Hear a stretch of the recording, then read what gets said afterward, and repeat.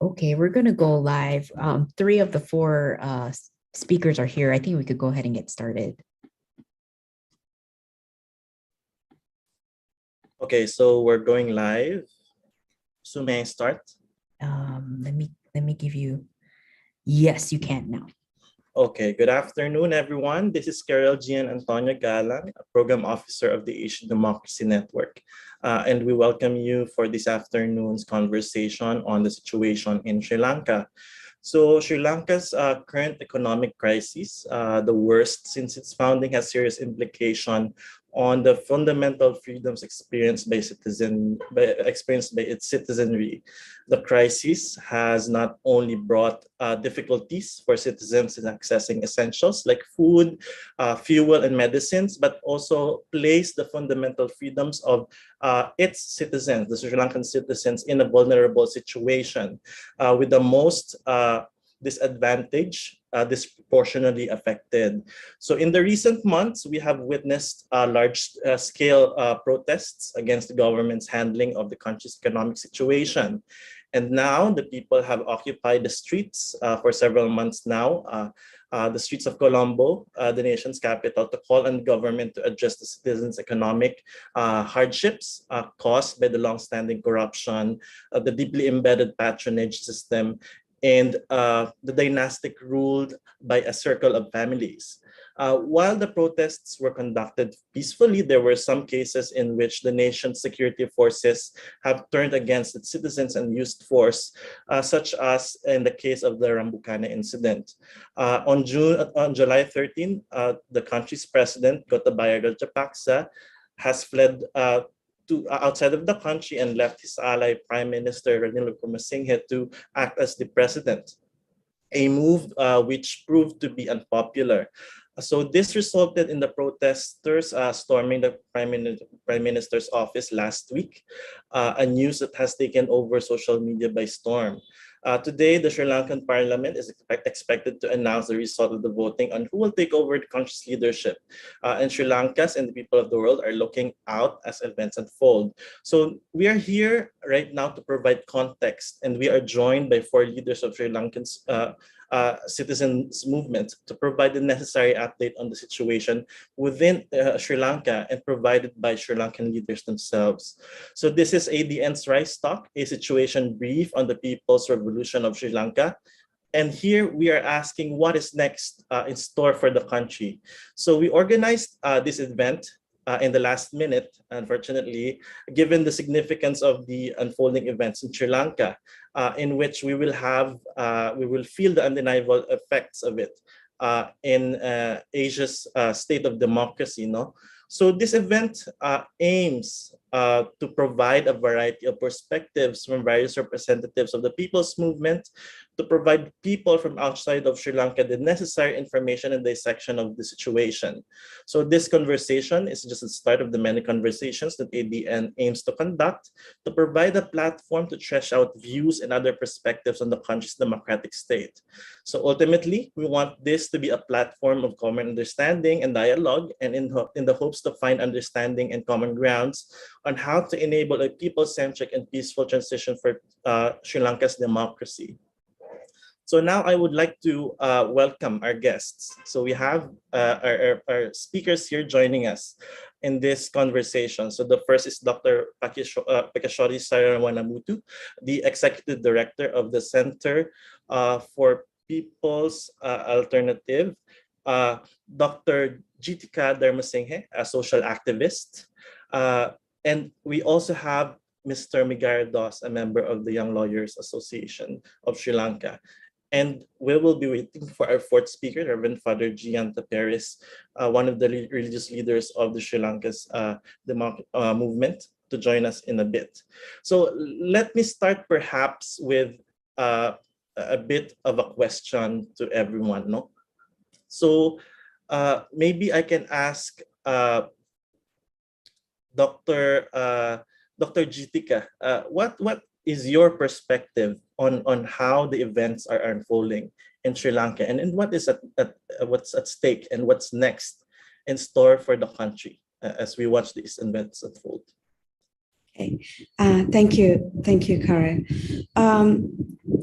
I think so. If you think about, like, in the local, what's going on locally, local politics, especially the government, the Rajapaksa governments, their failure led to this, this crisis or the economic downturn in the country. So especially their authoritarian rule, arrogance, and myopic policy making, and all of these aggravated the crisis. So I could say, like, economically, if I speak, there are three factors contributed or four. One is, like, within one night they banned the chemical fertilizer, bringing chemical fertilizer. So that led to the food crisis. So there will be, or like there are food shortages, and there will be feminine type conditions in the future. So, and also the tourism, the revenue, tourism revenue decreased largely. 2019 it was like 3.5 billion, but then 2021 it decreased into 1 billion. So that also, and then the migrant workers, the remittance, the money went down. And the other policy was this tax reduction. Most of these policies, like, aggravated or contributed to this crisis. And now there are so many issues. There are food crises, the medicine shortages. There are, like, everyone is on the streets, on refueling, like, so for many things, people are on the streets. And so what is at stake? I think, like, now there is election, the parliamentary, like, within the parliamentary, we are trying, like, there are the parliamentarians trying to elect the next president. That would be, so the people are concerned, the people who are in the movement, the people struggle, they are concerned who will be in power. In that sense, I think so there are many things I could say, but, like, again, like, not only the Rajapaksa regime's policies or their arrogance or their authoritarian rule contributed to this, but also this liberalization project that was going on from the 1970s contributed to this, right? So internationally, we have a lot to talk about.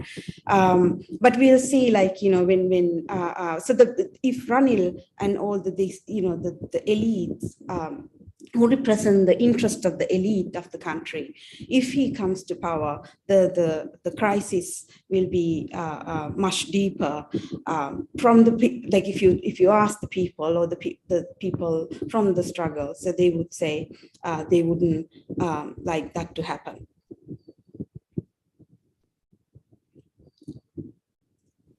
Thank you very much for that. Now, I want to go to Dr. Sarah. Dr. Sarah, are you there to join us?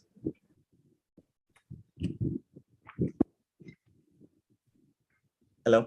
Okay, so maybe Dr. Sarah will join us in a bit. But I thank you very much, Dr. Jitika, for providing us those relevant information on how this crisis actually unfolded and what brought the people's anger to this level. So, Dr. Sarah, hello, Dr. Sarah. Thank you for joining us. So, maybe I can ask you a question. Sorry, you're muted, Dr. Sarah.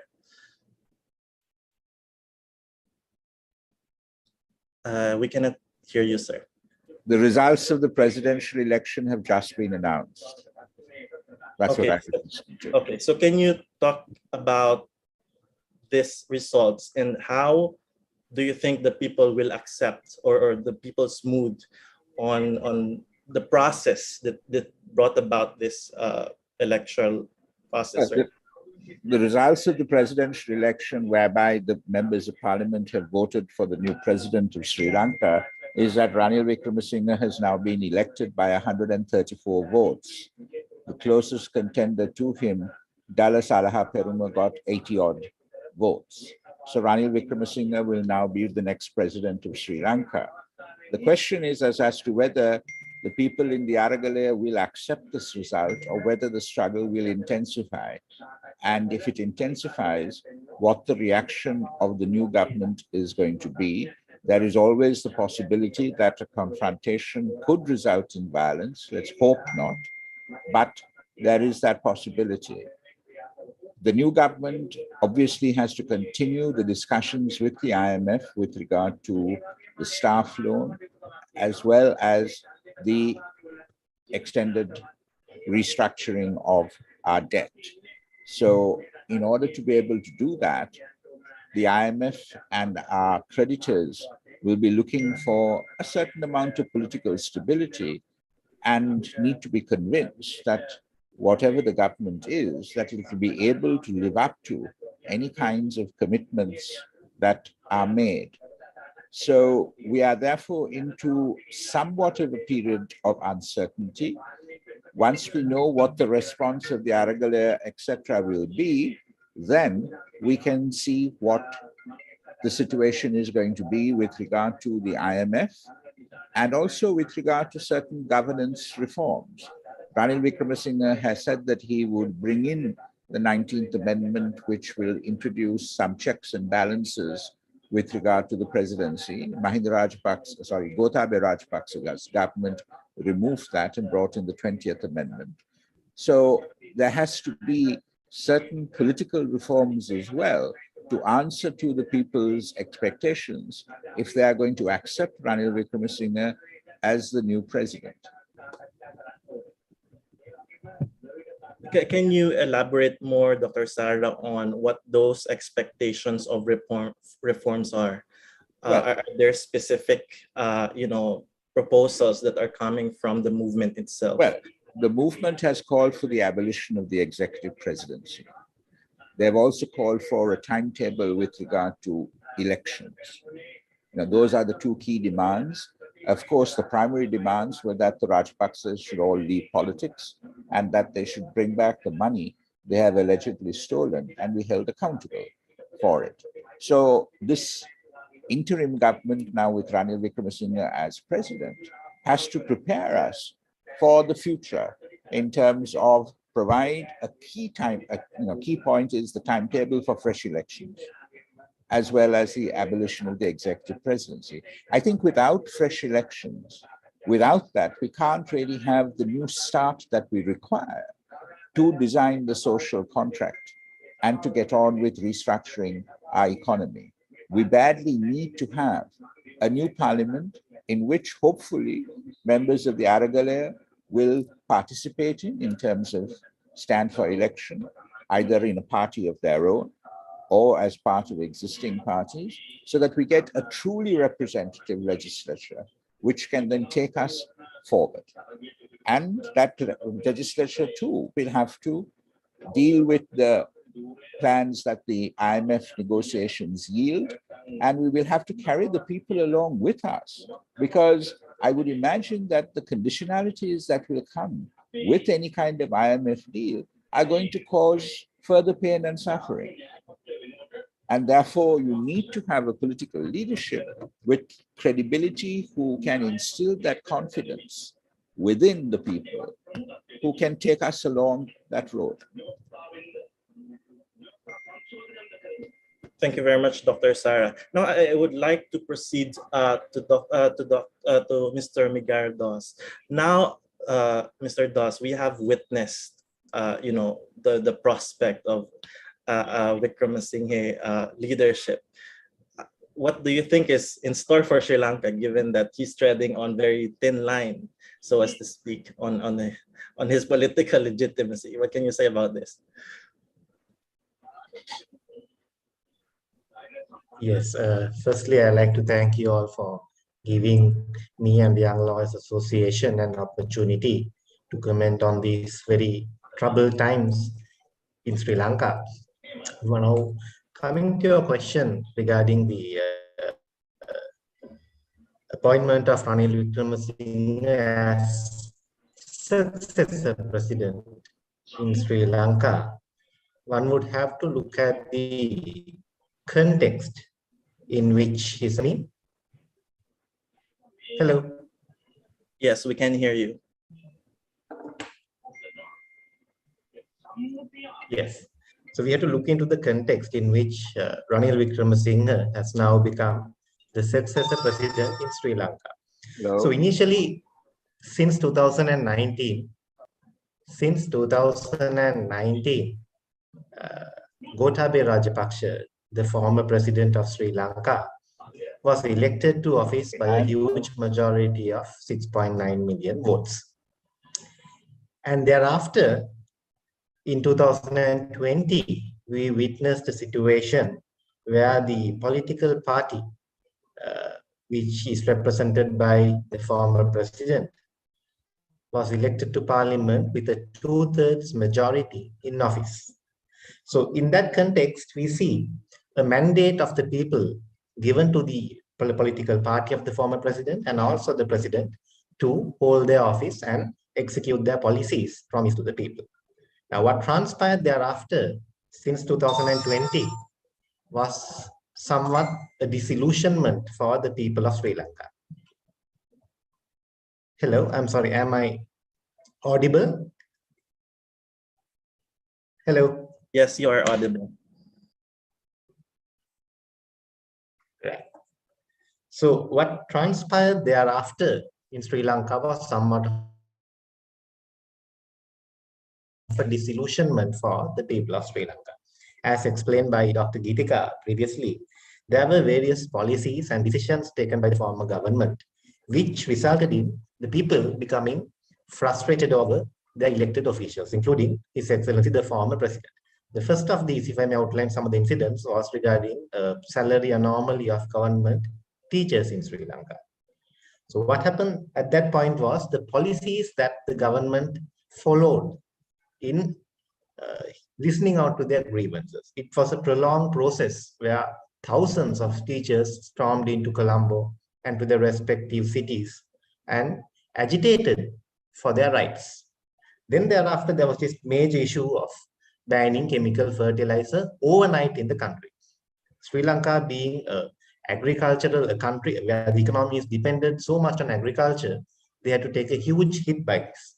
Then subsequently, the foreign reserves crisis hit the country in an enormous scale, where our foreign reserves were basically decimated and caused vast mass shortages in fuel, gas, and also medicine and also food for the people. So as a result of these policies and certain decisions taken by the government, the mandate upon which the former president and the government held with the people was becoming unstable. And it is in that context only the people stormed into the president's house, personal house in Mirihani in April. They launched a protest, a long protest, a long durated protest, even continuing until now in Galways Green, and which led to certain incidents on the 9th of May 2022, where houses of parliamentarians representing the government were torched in large numbers. And also we lead to the present situation on the 9th of July, where the president's house, the president's secretariat, and the prime minister's official residence, and thereafter his secretariat, were overtaken by the people. So we come to a situation where the mandate held by the people's representatives, the president and the government, was losing its credibility and legitimacy. So it is as a result of such loss of mandate only the people came out in large numbers and began challenging the president and the government.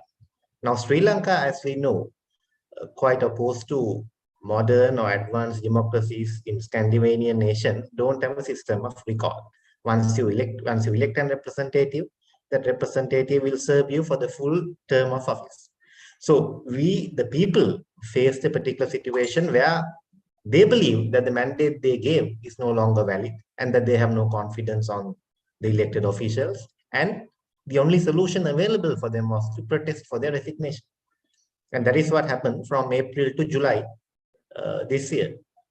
And as a result of those developments, the main cry in July was for the president, former President Gotabaya Rajapaksa, to resign, as well as for the former Prime Minister Ranil Wickremesinghe to resign. Those were the two main cries of the people in July. And as a result of that, the president certainly did resign, but the prime minister held on to office in terms of his constitutional rights. And now we are faced with the situation where the parliament has now elected him as the successor president. Now, the process of electing him as the successor president also gives rise to certain concerns for the reasoning that I just explained earlier. The people of this country, not just the people in the Aragale or the Gall-face protest, the entire grassroots communities, the population of Sri Lanka, have a sense of disillusionment towards the former government and the president. There is a common sentiment that is being shared by Sri Lankans all across the country that whatever mandate that was given to the president and the former government is no longer valid. So there is an ongoing constitutional debate regarding this loss of mandate and how do we proceed there onwards. The obvious question that we would face in a situation like this is, now the successor president is chosen by a parliament which was elected by the people in 2020. Now, people right now have the dissatisfaction, the frustration about that elected government in parliament. So it is those same people who have expressed their votes in electing the successor president. So that is the context in which there's a common sense of frustration, opposition, possibility of future protest against the successor president as well.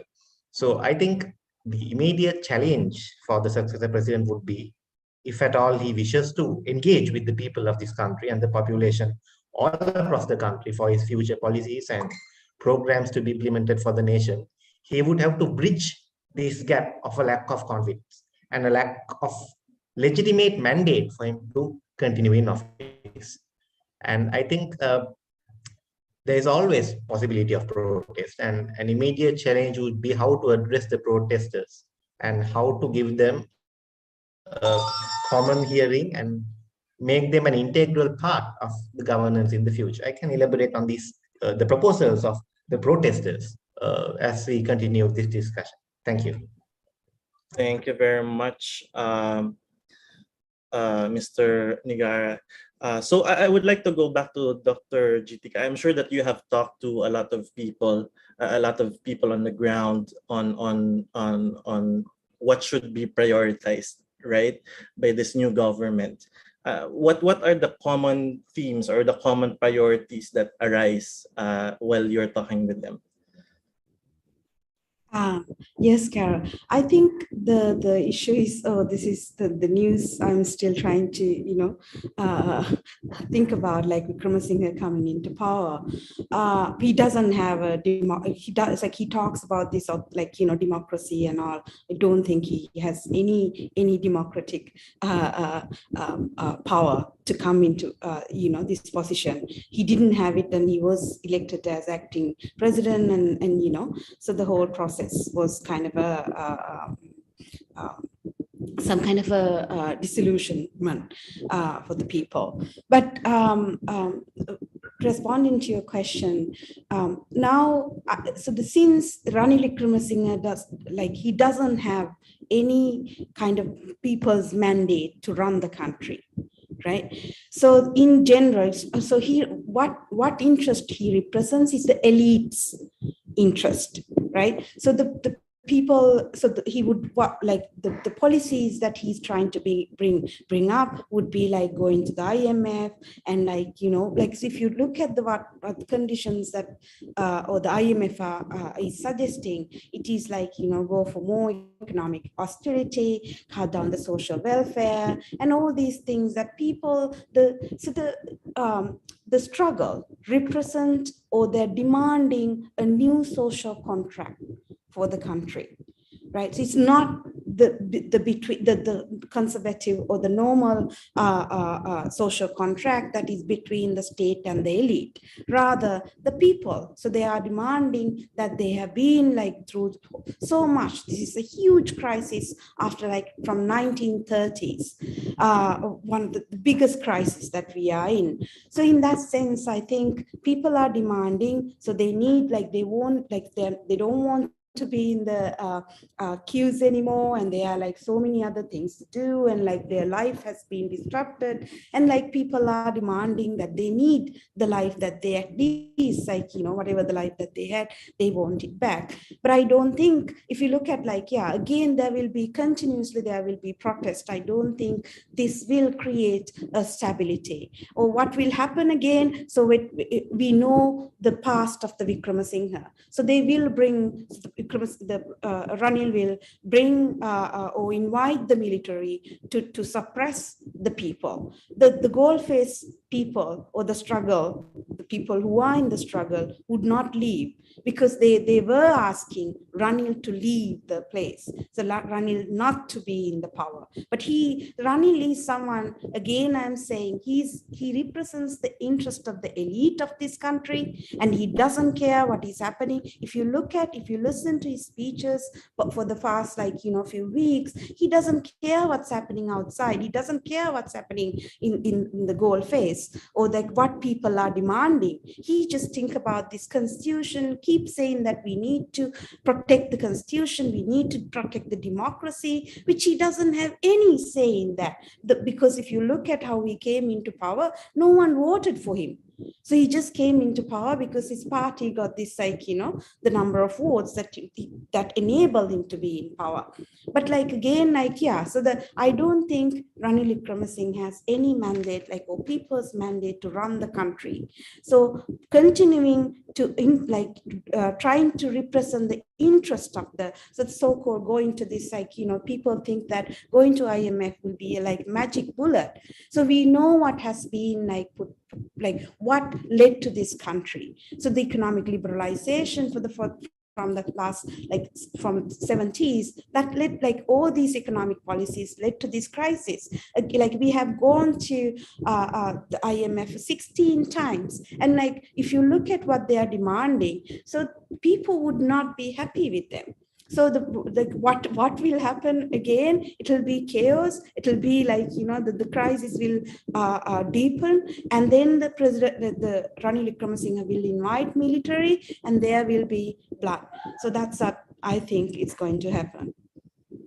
Thank you very much, Dr. Jitika. Now, before I proceed to Dr. Sarah Wanamutu, I would like to remind everyone that we have a question and answer portion. So if you have questions for our speakers, please do put them in the question and answer box below, or you may put them in the chat box. So Dr. Sarah, clearly, just from our conversations here, that it's clear that this new leadership is really rife with a lot of distrust, not from the people, no, given that this current leader that was elected by a process by the parliament is seen as someone who represents the elite, the culture of elite politics in Sri Lanka. So can you talk about this elite politics, this culture of elite politics in Sri Lanka? And is there anything that this new leadership can do to actually appease the people's anger on the situation? Well, when you come to Sri Lanka, and in terms of the polity, what does one mean by elite politics?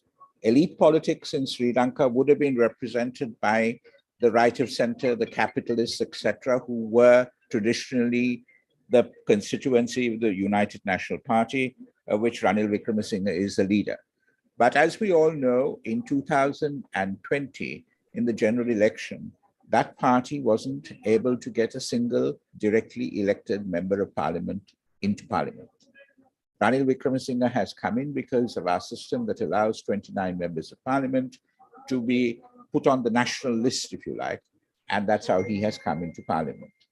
So that Ranil Wickremesinghe represents that elite. Maybe there are people who still believe in him, but what I want to point out to you is that quite a number of them moved to the Rajapaksas in 2020, and there was something called the Vyatmaga group of technocrats who were supposed to come in with a clean broom, as it were, to sweep away all the bureaucratic inefficiencies and provide their technocratic expertise to government. Well, very soon they fell out as well. And the Gotabaya Rajapaksa regime that seemed to have won the support of these capitalists soon lost it.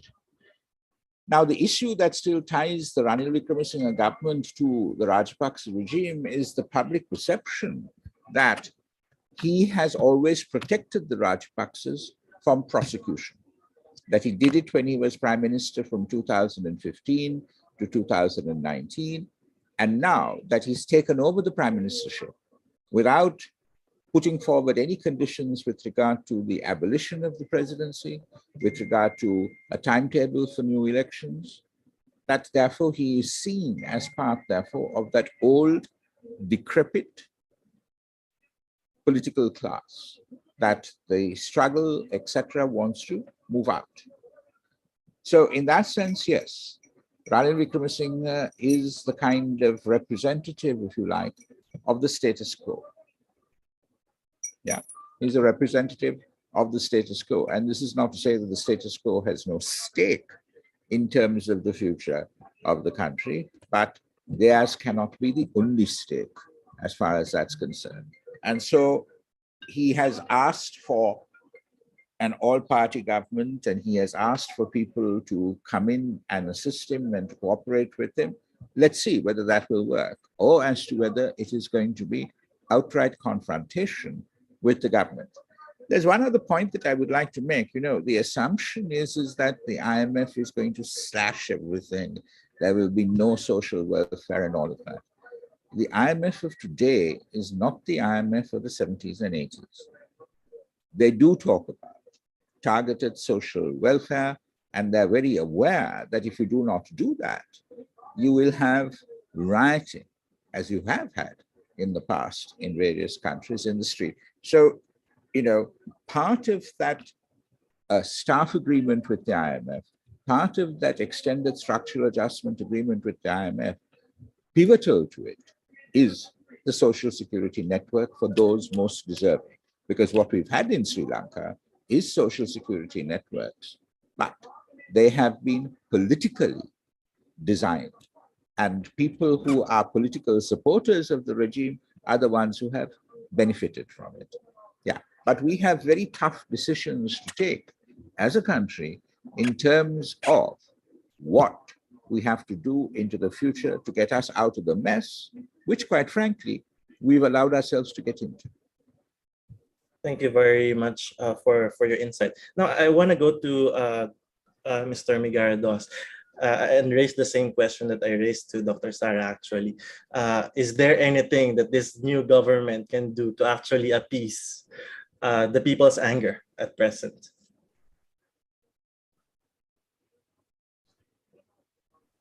Yes, I think I'll have to continue from where I stopped earlier and address your question.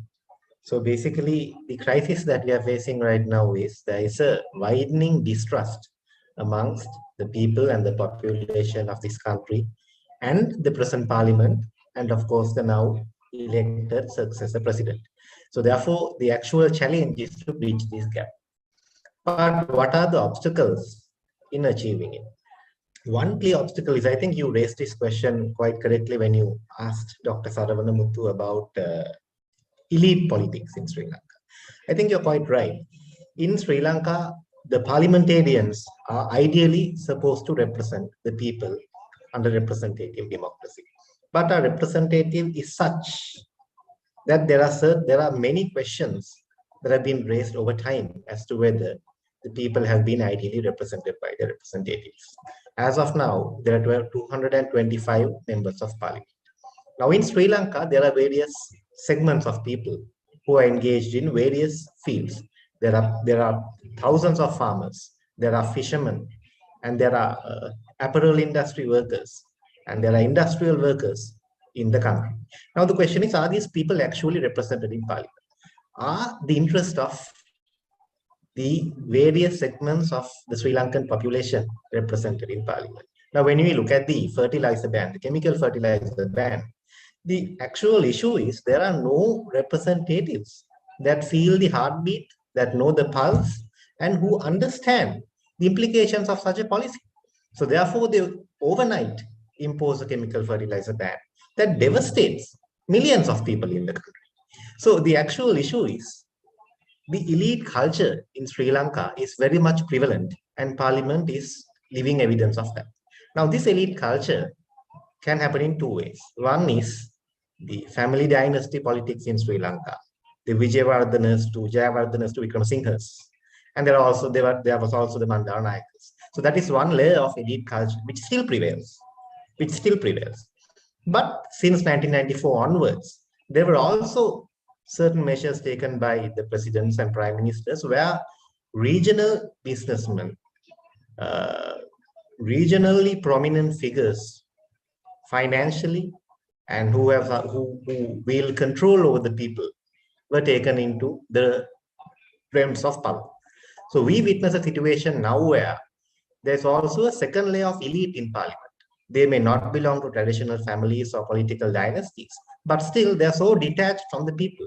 So there's a second layer of elites as well that causes or contributes to the existing problem of widening distrust between the people and representatives, and also a culture of elitism. So it is under this situation only that we are faced with a crisis where people constantly feel that they are not properly represented. And also that this existing mandate given to Parliament and the President has long expired. So there are two approaches, if I may come to, after answering your question, if I may come to this, proposed by the protesters and the people of this country to the existing situation. One is, since there is a growing view that the government does not have a legitimate mandate, a proposal is there for an interim government to come into place and go in for elections at the earliest, maybe 3 months, 6 months. But our representative system is so flawed that we still fear innately whether the people will again be ideally represented. I think it is in that context that the people involved in the protests and also from various corners of the country have proposed a system of people's councils.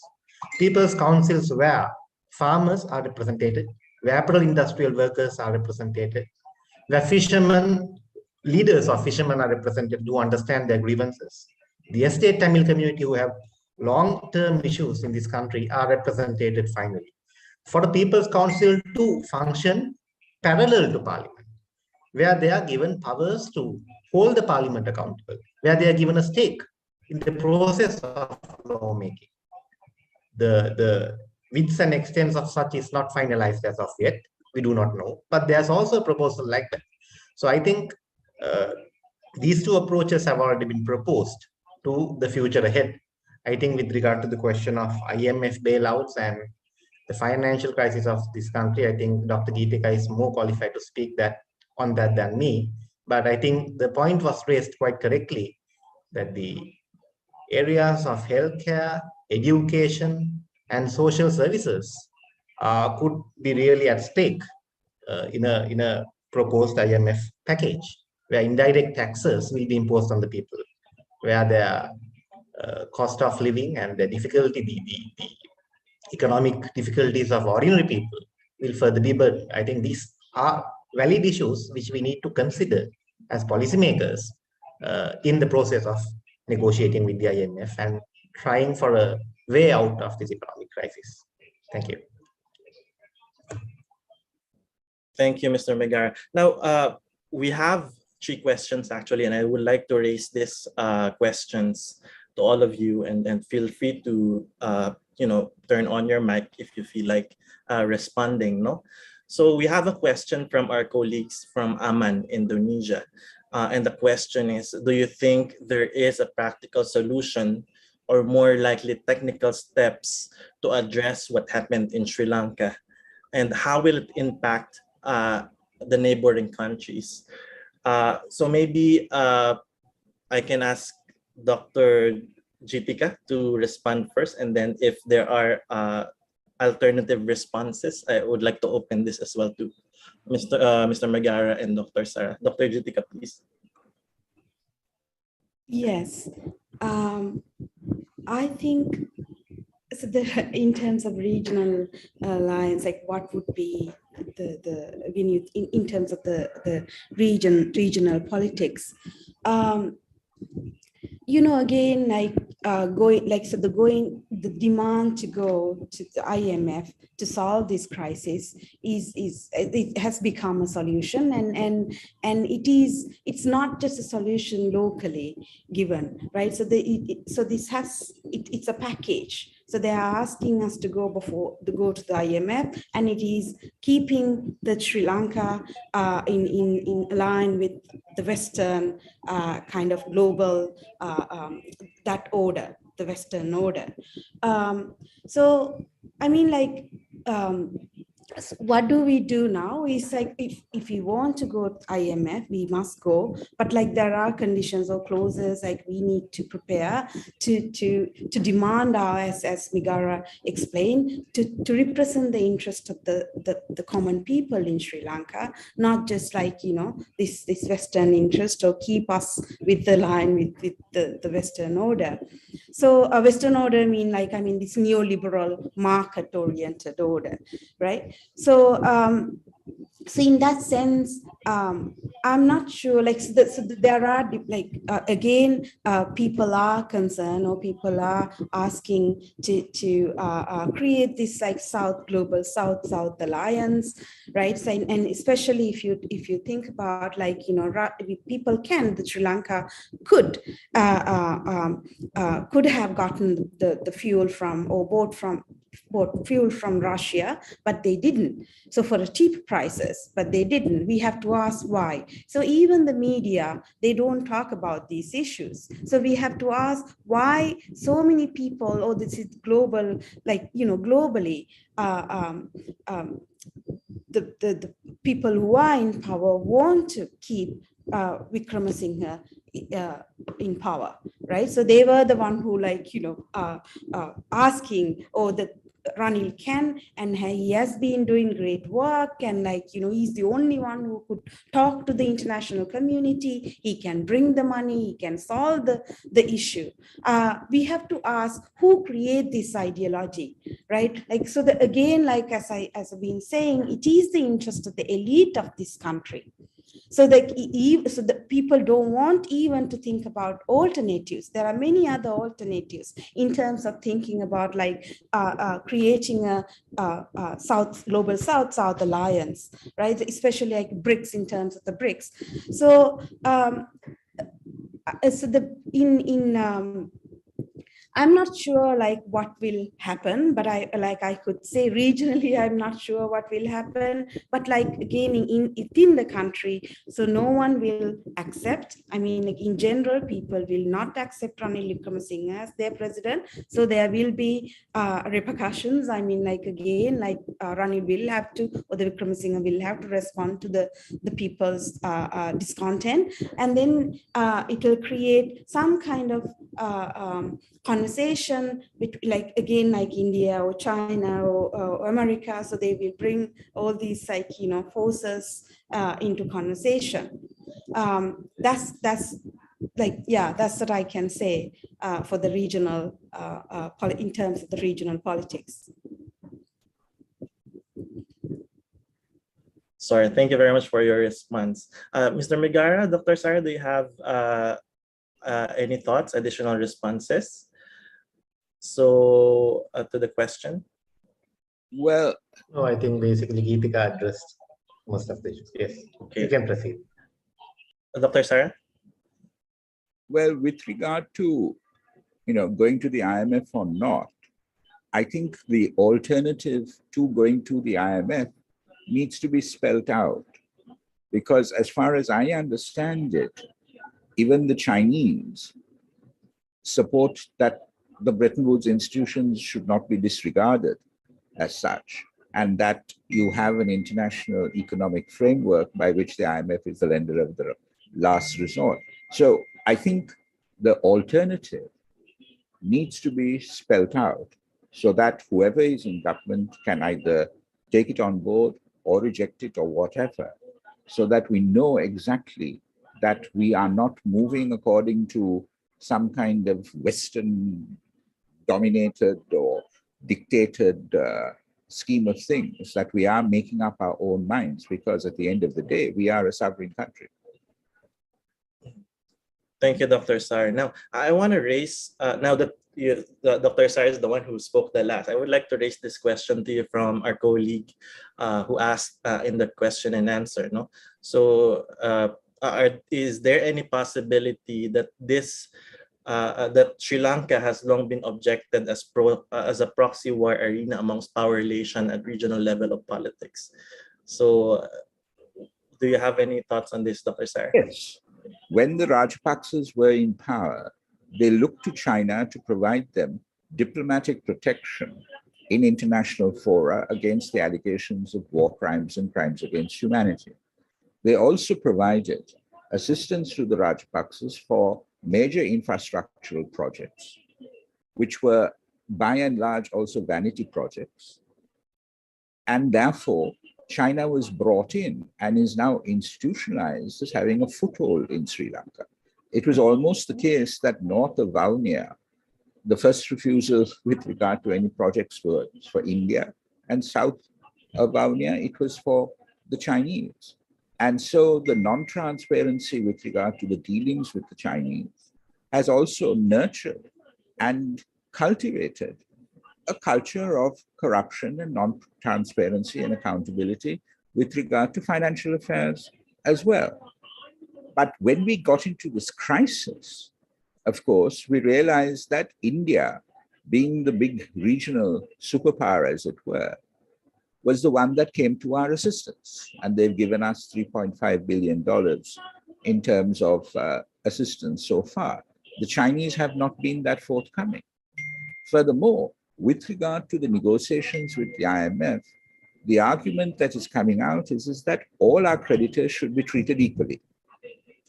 And the Chinese, of course, do not agree that they should have the same haircut as everyone else, probably because you will have any number of other countries lining up and expecting the same treatment. So there is a certain rectifying, if you like, of the previous imbalance towards China to now being somewhat favorable to India in order to help us to get out of this current crisis. Mm-hmm. Thank you very much for that response, Dr. Sar. Now, I want to raise this question to Mr. Megara, since you are a legal luminary in this regard. No? So Sri Lanka is a party to the Mine Ban Treaty and Convention on Cluster Munition. Do you have any idea on how Sri Lanka will be able to implement the obligations of the conventions in this ongoing crisis? So I would like to raise this to Mr. Megara.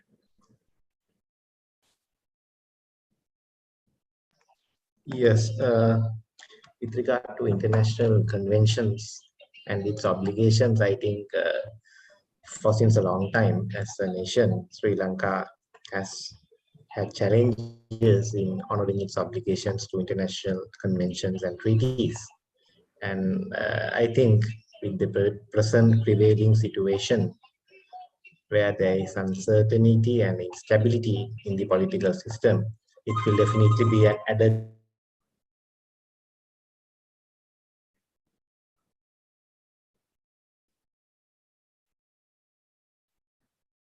Hello? Hello?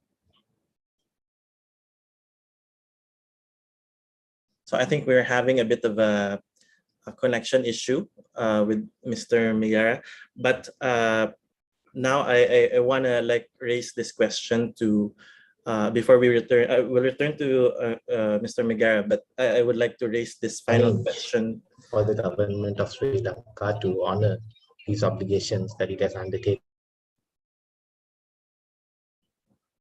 Hello? Hello, I'm sorry. Yes, you got cut off, Mr. Megara. So on the one hand, there would be the issue of political instability, which would curtail the government in meeting its conventional obligations. And on the other hand, there would be the factor of regional politics in play for them to consider in meeting its international obligations. Okay, thank you very much, Mr. Megara. Now, I want to raise this final question to everyone. So we received a two-part question from another of our, audience. No, so I'll ask each one of you separately for this. No, as a closing remark. No, so the first question is, what do you think is the future of the people's protest current context? And then, do you have any recommendations for an effective change in your country, specifically in terms of immediate actions that should be taken? So maybe ladies first. I'll ask Dr. Jitika to respond first to this question, this complex question.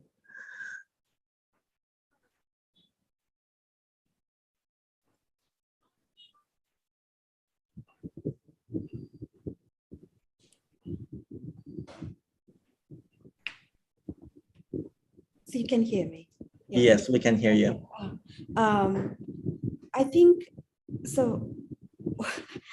I don't think I have any newer things to say. With this appointment with the Ranil Wickremesinghe as our new president of this country. So the people will protest, like as that's what I know, like being there and engaging with protesters, and today even they have been having the satyagraha during the at the goal face during the election, choosing the president within the parliament. But so listening to them, they will continue to be protesting and demanding Ranil Wickremesinghe to leave or resign. And because there's no mandate, as I said, as I explained, there's no mandate for him to run the country, though people so there's this elite interest again, to represent or keep him as the current president of the government of the country. So in that sense, the chaos will continue, people will come, because the thing is so if you look at the people who are coming to the streets, so the free trade zone workers, the farmers, so many lower level or lower income people are on the roads. It's not something that organized by the NGO sector or civil society in Sri Lanka. It is people, common people are coming to the roads, demanding a new social contract, demanding that their interest needs to be represented by the current government or whatever the government that is going to be in power, whoever in power.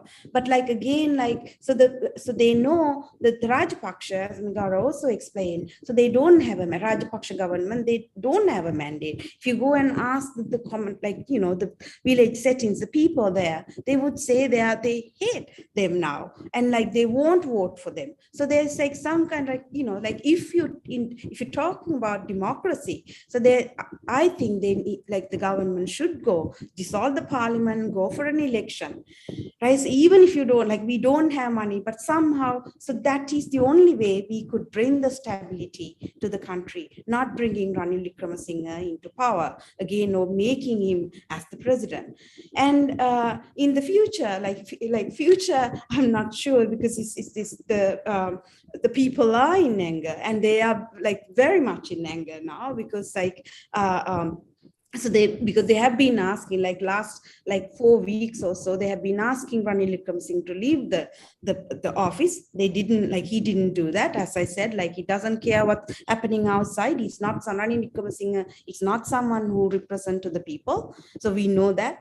In that sense, I think the country, the situation will continue. The crisis will grow, and we hope for the best. And if people demand a new social contract, we hope they will receive it, and they will fight for it.